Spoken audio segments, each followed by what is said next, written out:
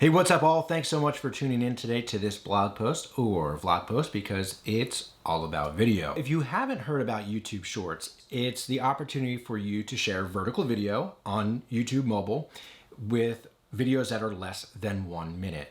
Now, the great thing about this is you could put them out there, and like other platforms that it's YouTube's answer to, almost like their answer to TikTok or some of these other ones, you put these videos out there, give it about a day or so, and then these things take off, and then they kind of slowly drop back off. But it's a really great way to get high engagement on new content, but also really high engagement and great engagement on existing content that you may have that may be shot more traditionally. How to actually edit the video. There's a lot of platforms that are super simple to use. If you can do it on your phone, there's Splice. If you do it on the desktop, there's Adobe Premiere or DaVinci. DaVinci Resolve is another one that you could all do this and recreate and repurpose existing content, cut it down to these 1 minute or less videos and re-engage new audiences. So what about optimizing for shorts? So there are a few different optimization tools that are out there. You can use obviously the auto suggest just by itself in YouTube, but there's other tools like Chrome plugins that are like TubeBuddy or vidIQ. Now there's paid and also free versions of the platform. You can learn more about both and see which one works for you. But these will help with content ideas, keyword suggestions, everything within that realm to help your videos perform better. But with that, what you're gonna wanna do is when you produce these shorts, you can do it on your mobile or you can do it on desktop. Just make sure that it's gonna be cut and exported in that vertical format. And when you put them out there, you're gonna put the title name and a hashtag shorts, put it in the description, a hashtag shorts, and same thing in a keyword. That way YouTube will know, hey, this is a short video. They do see some other indicators on there like, less than a minute, and it's also vertical, but this is gonna also help deliver to the relevant audiences. So where do these shorts live? Well, you can't see them on desktop. So they live actually within the YouTube app, and you may have seen them. So if you're actually in the YouTube app, you're gonna go here, you're gonna scroll down a little bit. You're like, oh, pretty cool. And then you can scroll right there, and that is called the Shorts shelf. So the Shorts shelf is where that will exist. And these videos, they don't disappear like some platforms that are out there. What happens is when you put them out there, it takes about a day or so before the YouTube really picks it up and kind of blasts it out to your audience, because they really want this platform and product to take off. So they're going to push that out there. So what will happen is, like, the first day you probably see a few views, then the next day you're going to see it really take off, hopefully, and then it's going to start to level back out.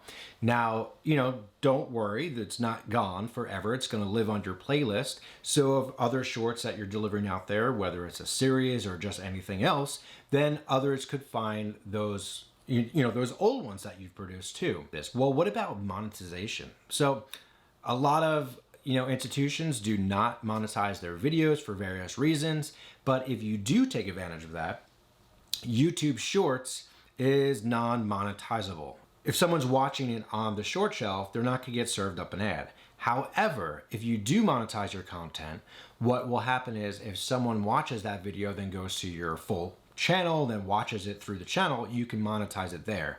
So it kinda is, it kinda isn't, but it's not gonna take away from how the user interacts if they're watching on a short shelf. They won't be served up an ad, at least as of right now. Now, with these vertical videos, you can also repurpose them across the board, right? So you have YouTube, you have TikTok, you have Instagram and Facebook, where you can use it on all these different platforms. So you're not getting just, one run and done on one platform. You can repurpose it. Another great thing about this type of video format is taking advantage of, older content, maybe content that's a little bit more stale, can really use a new boost, new refresh. You can download that and re-edit it into this shorts type of format and put it back out there, boost it up. Maybe it's like shot, or maybe it's edited almost like a trailer, and then we'll get people to your full page and they can watch the full form video.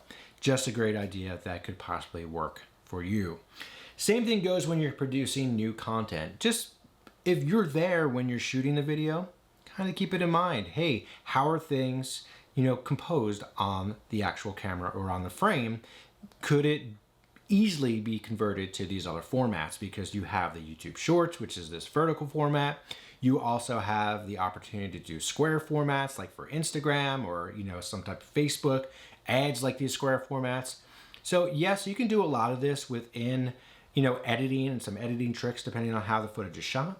But keep it in mind when you're doing this, and you may even notice differences in how things are shot when you're watching the full videos because creators are thinking about all these different forms. So another feature that YouTube has quietly, I guess, been trying to push out for some time. When you go to the create button at the bottom of your screen, some people, you have upload, go live, create, post, and some people have create shorts. Now, this is a little bit different. This is for someone actually creating a short right in their phone on the YouTube platform.